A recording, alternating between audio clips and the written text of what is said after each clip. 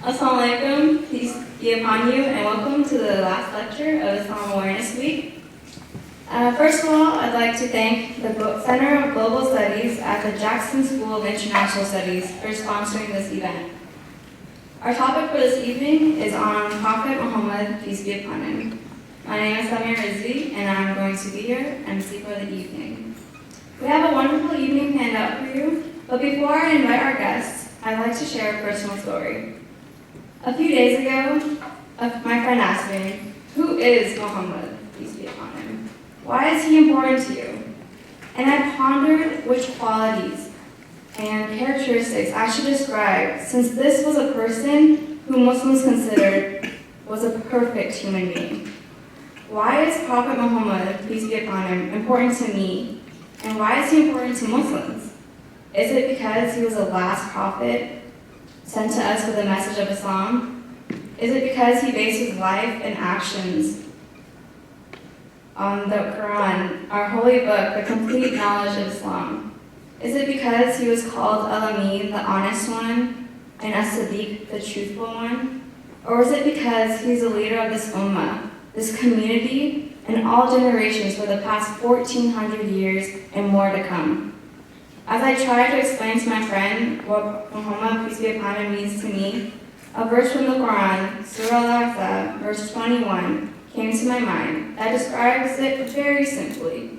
Indeed, in the Messenger of Allah, you have a beautiful example. And this was my perspective, and tonight we're going to listen to another perspective from Lesley Hazleton. Lesley is an award-winning writer who focuses on the intersections of politics and religion and history and current affairs. Her newest book is called The First Muslim, The Story of Muhammad, which was listed by the New York Times Book Review as an editor's choice.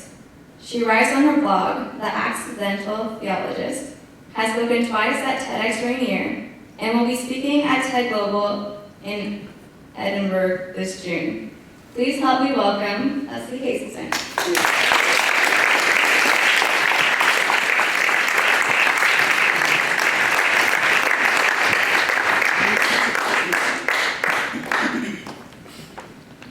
Thank you, Samir.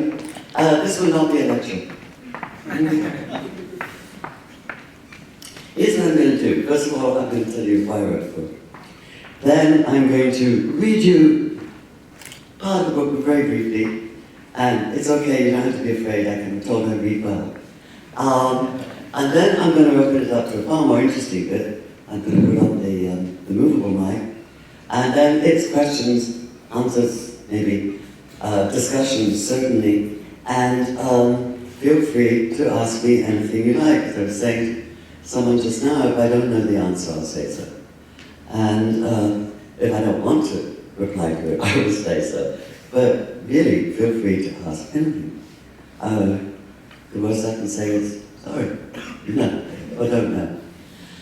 Okay, so why did I write this book? Actually, this is a question that depends very much on what's in the mind of who's asking it. Because it seems self-evident to me why someone would want to write a biography of Muhammad. I mean, he's a man who carved this huge profile in history, a man who radically changed his world and is still changing ours. What on earth is so strange about writing a biography of him, especially if you happen to be focusing on politics and religion, as I do? Partly the impetus came from sheer frustration. And that frustration was at the existing biographies, or at least the existing modern biographies.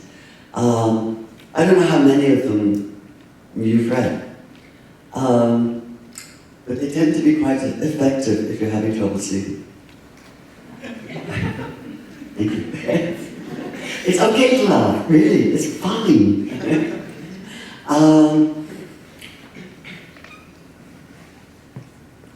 The more of them I read, the more it felt like I was looking through a telescope the wrong way around, and everything became smaller instead of larger. So I knew an awful lot about Muhammad, it seemed, and what happened, when, and this fact and that fact and so on. But it didn't add up to anything. In fact, it seemed to obscure more than it revealed. And I didn't have any sense of the man himself, and this is what I wanted. Perhaps partly because part of my background is as a psychologist, and another part is as a reporter named Middle East reporting. And both reporters and psychologists always want to find out who's really there. And it wasn't until I went back to the earliest biographies, to the Sirah ibn Ishaq from the 8th century, and the history of the Tariq of al-Tabari, which is from the late 9th and early 10th centuries, that I sort of discovered, oh my God, here's the juice, here's the feel of it, I lived for a long time in the Middle East, so I have a feel for the way the language is used, the smell of the place, the way people behave. Suddenly they all came to life in these ancient histories, which of course are told in a very Middle Eastern way, by which I mean in a way that will drive any Westerner kind of nuts. Because they're in a way it's almost postmodern, you know. So you can have, because these guys were, I mean they were sophisticated scholars living in Baghdad and in Damascus, and trying to do their best, right, with oral accounts, writing them down for the first time. And they would get, say, you know, something would have happened, a specific battle, a specific, even a tiny incident, just a scene from that battle. And they would talk to various people, and one would tell them, okay, I heard this from A, who heard this from B, who heard this from C, who was there when it happened. And another one would say, I heard it from D, who heard it from E, who heard it from F, when it was there. And then another would say, well, I heard it from A, who heard it from Z, who heard it from M, who was there when it happened, and so on. And each time this happened, he wrote down, you know, whoever it was, Ishaq or Tabri, would write down the story. And you can tell, so, I mean, sometimes there's about 20 different accounts of the same scene. And you can feel the different tellers, the different voices as each one speaks. And some of them are clearly sort of written over and have this sort of very, you know, dutiful, sort of decorous, almost kind of devotional feel to them. But others are just alive. They sound like somebody speaking, you know, on the street right now, or a Bedouin woman speaking right now. And that's really exciting to be able to reach across the centuries that way. So I relied very, very heavily on Ibn Ishaq and al-Tabari with this book. So simply because I wanted to reach back as early as I can. While at the same time taking into account the way they wrote, which was, yes, to write everything down, but then when it comes to saying which account may be the right one, or the one closest to how things really are, as Ibn Ishaq says, well, you know, as to which of these is really true, God knows best. Which is kind of the equivalent of saying God knows, you know. Basically, it's a matter of feel for what makes sense and so on. So, that's it. I wrote it because I was frustrated. But the other thing that's behind the question, why did you write this book, is of course that I'm Jewish. Agnostic Jew, but Jewish. Jewish by birth, Jewish by upbringing, Jewish by culture, Jewish by identity. It's part of who I am, the same way that being a woman is part of who I am, being a writer, being a psychologist, being all the various things I am. It's an integral part of who I am. And this seems to puzzle people, because why would a Jew want to write about Muhammad? Which is an interesting question, because I think if I was a Christian, nobody would ask that question. And I think what we need is a lot more, let's call it intellectual miscegenation. It's people from one faith writing about another faith, and about the iconic figures in the other faith. Which is why I'm so glad Reza Aslan has a book coming out in July about Jesus, the biography of Jesus, called Zealot, which is a wonderfully provocative title. I'm reading the review copy of it right now. We need more of this, not less. So yeah, it's an outsider view. It's obviously not the first Muslim. It's obviously not a devotional biography of the kind that many of you have probably read before. It's an attempt to understand and to get a real feel for the man himself. for the human person, the human being, and to record the integrity of reality. So, don't judge to what extent I was successful. Here's how it begins. If you weren't standing lonely vigil on the mountain, you might say that there was no sign of anything unusual about him. Echoing like crazy, is this okay? Yeah? The earliest sources describe it with infuriating vagueness for those of us who need images.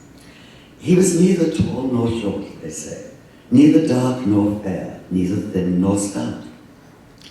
But here and there, specific details do slip through, and when they do, they're surprising.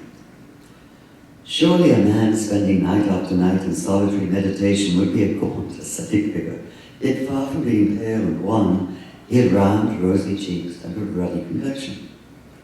He was stockily built, almost barrel-chested, which may partly account for his distinctive gait, always described as always leaning forward slightly as though he were hurrying towards something. And he may have had a stiff neck, because people would remember that when he turned to look at you, he turned his whole body instead of just his head. The only sense in which he was conventionally handsome was his profile. The sweeping hawk nose, long considered a sign of nobility in the Middle East. On the surface, then, you might conclude that he was an average Meccan. At 40 years old, the son of a man he'd never seen, he'd made a far better life for himself than had ever seemed possible. The child, born an outsider within his own society, had finally won acceptance and carved out a good life despite the odds against him. He was comfortably off, a happily married business agent with the respect of his peers. And if he wasn't one of the movers and shakers of his prosperous city, that was precisely why people trusted him to represent their interests. They saw him as a man with no axe of his own to grind. He'd found a secure niche in the world and had earned every right in middle age to sit back and enjoy his rise to respectability. So what was he doing, alone, up here, on one of the mountains that ringed the sleeping city below? Why would a happily married man isolate himself this way, standing in meditation through the night? There was a hint perhaps in his clothing. He could certainly have afforded the elaborate embroidered silks of the wealthy, but his clothes were low-key. His sandals were warm, the leather thongs sun-bleached paler than his skin. His homespun robe would be almost threadbare if it hadn't been so carefully patched, and it was hardly enough to shield him against the nighttime cold of the high desert. Yet something about the way he stood on the mountainside made the cold irrelevant. Tilted slightly forward as though leaning into the wind, his stance seemed that of someone who existed at an angle to the earth. Certainly a man could see the world in a different way up here. He could find peace in the silence, with just the sighing of the wind over the rock for company far from the feuds and gossip of the city. Here a man was merely a speck in the mountain landscape, his mind free to think and reflect, and then finally maybe to stop thinking, stop reflecting, and submit itself to the vastness.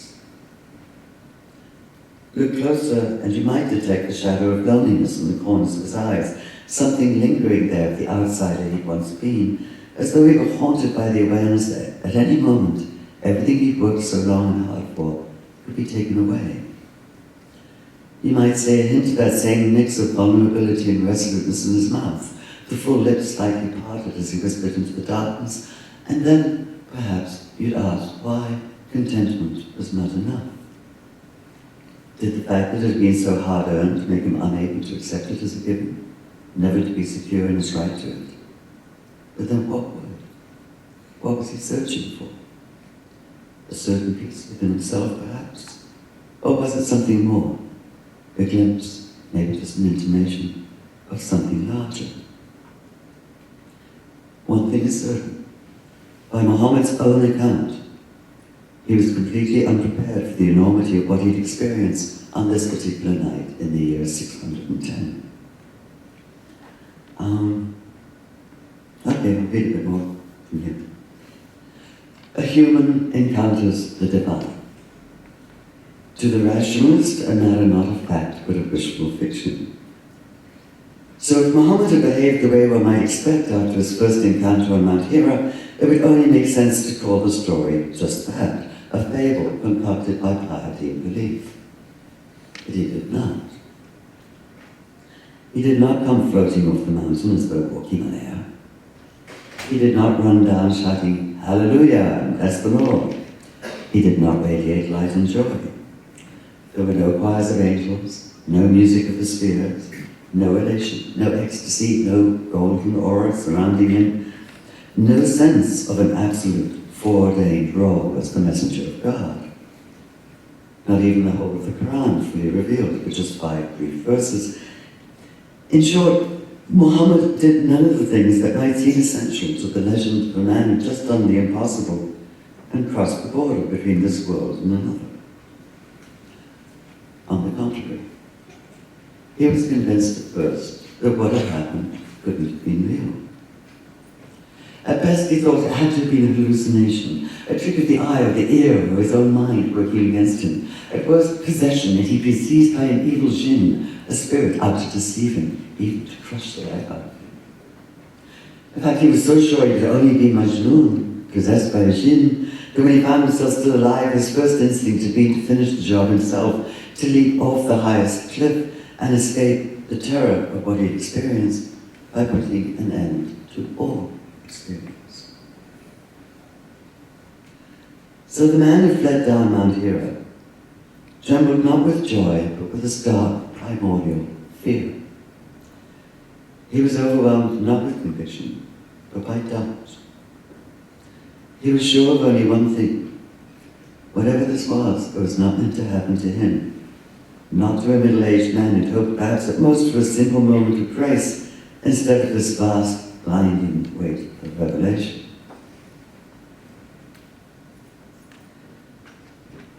Whatever happened up there on Mount Hira, the sheer humanness of Muhammad's reaction may be the strongest argument for its historical reality. Whether you think the words he heard came from inside himself or from outside, it's clear that Muhammad did experience them, and that he did so with a force that would shatter his sense of himself and his world. Fear was the only sane response. Fear and denial. And if this reaction strikes us now as unexpected, even shockingly so, it's only a reflection of how badly we've been misled by the stereotyped image of ecstatic, mystical bliss.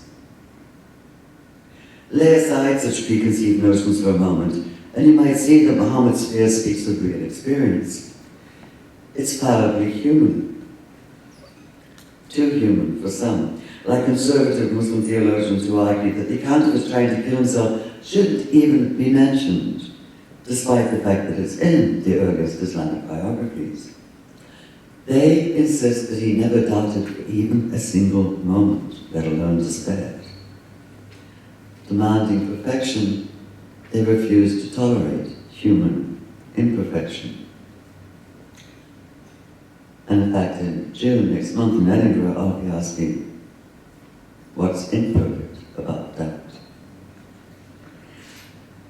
Perhaps this is why it can be so hard to see who Muhammad really was. The purity of perfection denies the complexity of a lived life. For Muslims worldwide, Muhammad is the ideal man, the prophet, the messenger of God. And though he's told again and again in the Quran to say, "I am just one of you, just a man," reverence and love can't resist the desire to clothe him, as it were, in gold and silver.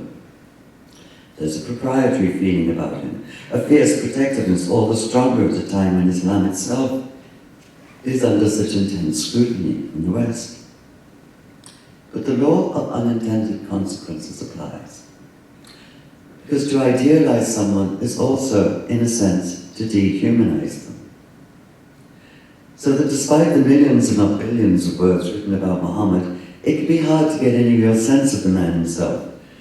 The more you read, as I said before, the more liable you are to come away with the feeling that while you may know a lot about him, you still don't know who he was. It's as though he's been all but smothered by the accumulated mass of so many words. And while the reverential legends about him are often magnificent, they work as perhaps all legends do. They obscure more than they reveal, and he becomes more a symbol than a human being. Even as Islam is rapidly closing on Christianity as the world's largest religion, we thus have little real sense of the man told 3 times in the Quran to call himself the first Muslim. His is without doubt one of the most consequential lives ever lived, yet for all the iconic power of his name alone, or perhaps because of it, it's a life still to be explored. We only have this room until 6, it's 5 o'clock. I can read, okay. Samira, where are you? I can read another section that lasts about 10 minutes, so we can go straight to Q&A. That's good. That's good. Which one? Right here. So, shall I read a bit more, or shall we go to Q&A? 10 minutes would be great. Huh? Yeah, 10 minutes would be great. Yeah, okay. You guys can put up with 10 minutes more, can you read? Yes, yes. Okay. Okay, so imagine me on my houseboat on Lake Union, this agnostic Jew pacing up and down, asking himself what he knew was this totally impossible question, which is, what actually happened on Mount Hira? And here we've got the core mystical moment of Islam. By definition, it's beyond empirical analysis. And yet the question wouldn't let go of me. And believe me, I was very, very aware that for someone as secular as I am, let alone as Jewishly agnostically secular as I am, just asking it was an act of immense chutzpah. Which of course didn't stop me asking it nevertheless. And I've asked it again right here on the page, in chapter 7. What actually happened on Mount Hira? It's taken me this long to sort of, from his birth to work up to when he was age 40. We have what appear to be Muhammad's own words, but they come relayed through others at several removes, with each narrator struggling to translate the ineffable into terms they could understand. One account is credited to Aisha, the youngest and most outspoken of the wives he'd marry after Khadijah's death. Khadijah, of course, was his first wife, to whom he was happily and monogamously married for 24 years until her death. So this is Aisha speaking. Aisha did a lot of speaking. He said, when the angel came to me, I'd been standing, but I fell to my knees and crawled away, my shoulders trembling. I thought of hurling myself down from a mountain crag, but he appeared to me as I was thinking this and said, Muhammad, I am Gabriel and you are the messenger of God. And then he said, recite. Oh. I said, what shall I recite? He took me and pressed me tightly 3 times until I was nearly stifled and thought that I should die. And then he said, and you'll recognize this from the Quran, recite in the name of thy Lord who created man from a clot of blood, that thy Lord is the most bountiful, who teaches by the word, teaches man, but he knew not. It's an old translation, by the way. It could as well be teaches woman, which he knew. The narrative continues in words credited to one of Muhammad's future followers, Ibn Zubayr, who again quotes him directly. I recited it, and the angel desisted and departed. I woke up, and it was as though these words had been engraved on my heart. There was none of God's creation more hateful to me than a poet or a madman, however. I couldn't bear to look at either of them, yet I thought, I must be either a poet or a madman. But if so, none will ever say this of me. I'll take myself to a mountain cliff, hurl myself down from it, and find respite in death. But when I came near the top of the mountain, I heard a voice from heaven saying, Muhammad, you are the messenger of God. I raised my head to see who was speaking, and there Gabriel was in the form of a man with feet astride the horizon. I stood looking at him, and this distracted me from what I had intended, and I could go neither forward nor back. I turned my face away from him to all points of the horizon, but wherever I looked, I saw him in exactly the same form. Now, Aisha's way of characterizing this was she would say, this was a true vision. But the form it took in her mouth and those of others is kind of clumsily flat. These were well-intentioned people trying to find words for a state of being they'd never experienced. And in the process, they simplified it, turning the metaphysical into the merely physical, as in that image of the angel Gabriel straddling the mountains. It's as though the moment itself were cloaked, as though I was very tempted to write veils there. as though too close an account of what happened that night were beyond human comprehension, which is in fact exactly how Muhammad experienced it. Where his reported words do come to life is not in the angelic apparition, but in the palpable feeling of terror, that panicked disorientation, that sundering of everything familiar, that feeling of being overwhelmed to the point of near death by a force beyond human comprehension. In short, a terrible awe. This may be difficult to grasp today when the word awesome is used for a new app or a viral video.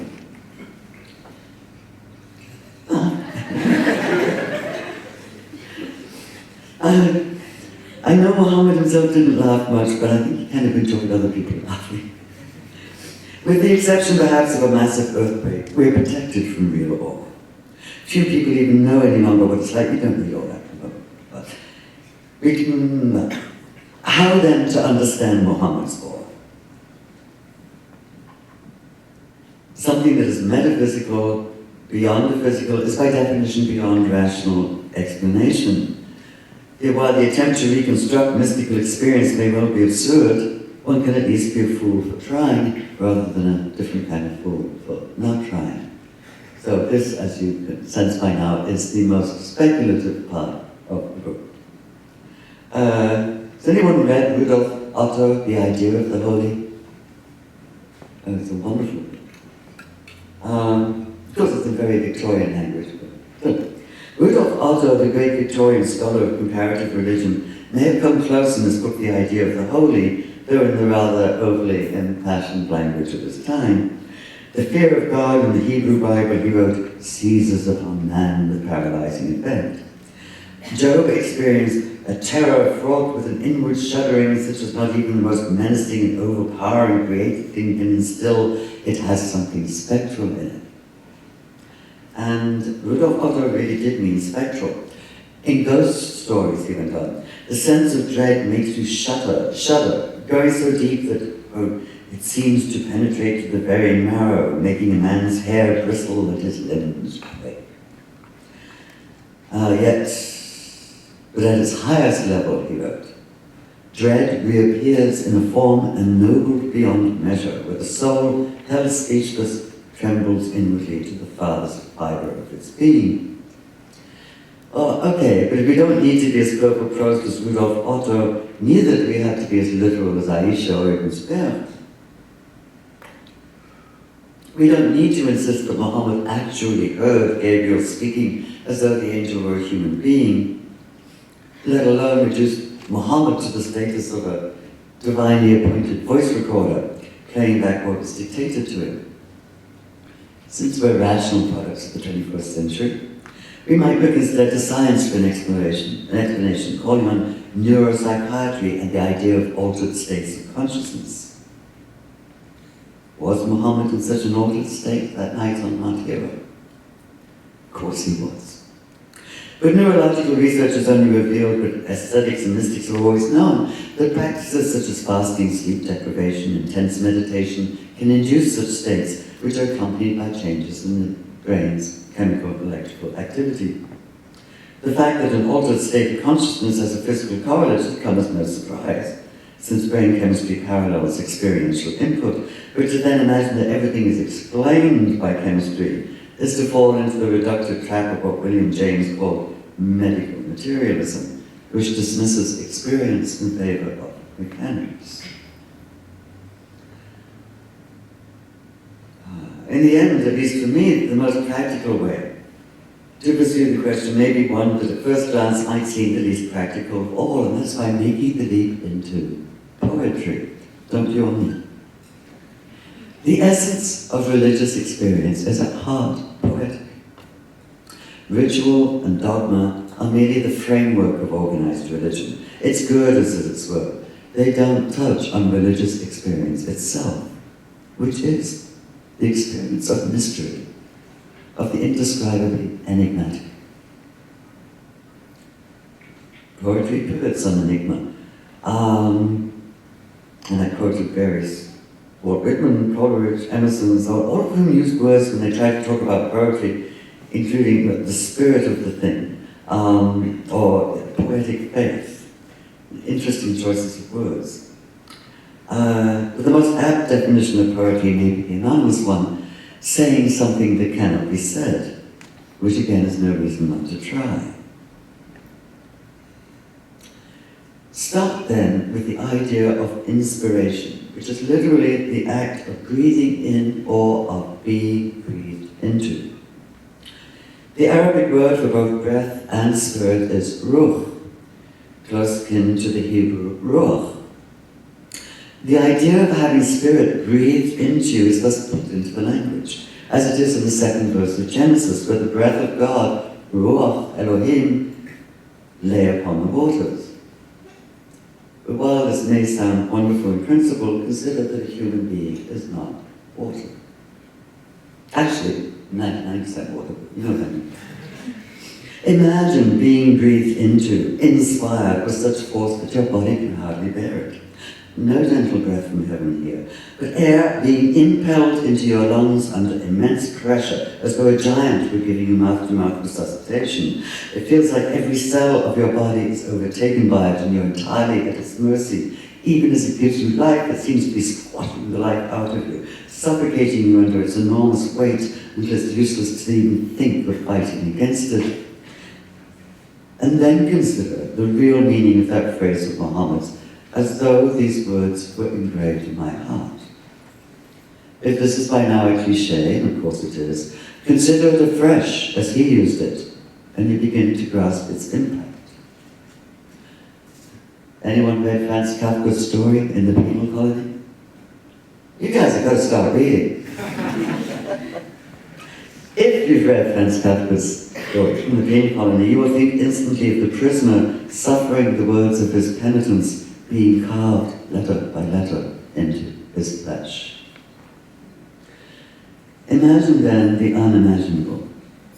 The agonizing pain of a sharp blade carving deep inside you as you lie beneath it, conscious but unable even to struggle against it. It has all the violence of open heart surgery, the wrenching apart of the chest, the baring of the heart, the unutterable pain, all in the name of a new lease on life. Muhammad was left cowering on the ground, depleted, covered in sweat yet shivering. He was inhabited by those words that were his and yet not his, the words he repeated out loud into the thin, pure air of the mountain, into the emptiness and into the darkness. Maybe he sensed somewhere inside him that these words could only come to life, could only achieve reality when spoken into the face of, breathed in by another human being. The one person he could run to for consolation in the face of this overwhelming force, who could perhaps save him from both the fear of madness and the fear of the divine, Khadija. Or perhaps at first there were no words at all. Perhaps it took time for experience to form into something as human, tangible as words.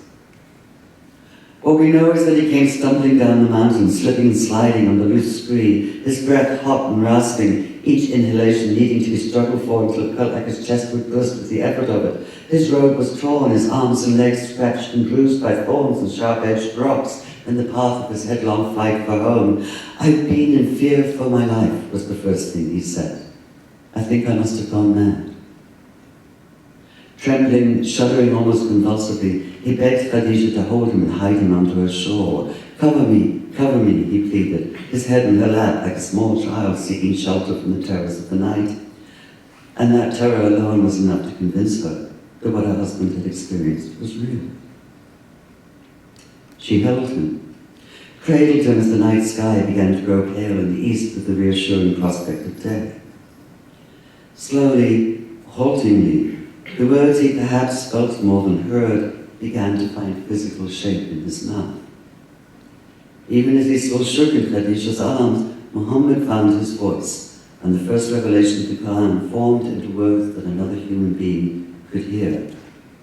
What had been breathed into him up on the mountain was now breathed out to take its place in the world. Okay, and now we're going to switch mics, if I can manage this.